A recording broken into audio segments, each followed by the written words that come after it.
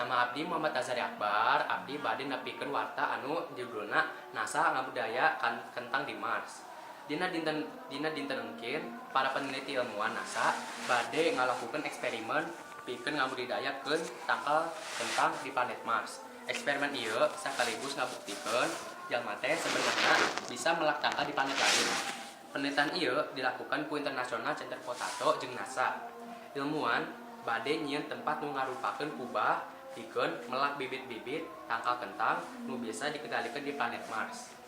Tantuna pada peneliti oge kedah diajar soal perubahan iklim nu aya di planet itu. Lamun cenah tangkal kentang tiasa dipelak di planet Mars, mangka urang bisa nyelamatkeun kahirupan di bumi engkena. Tujuan tina eksperimen ieu nyaeta pikeun ningkatkeun kasadaran jelema jeung pentingna melak tatangkalan tarutama tatangkalan anu ngandung gizi anu sae. Selain eta, eksperimen ieu dilakukeun pikeun ngahandarkeun kakurangan krisis global. Sekian ku abdi. Assalamualaikum warahmatullahi wabarakatuh.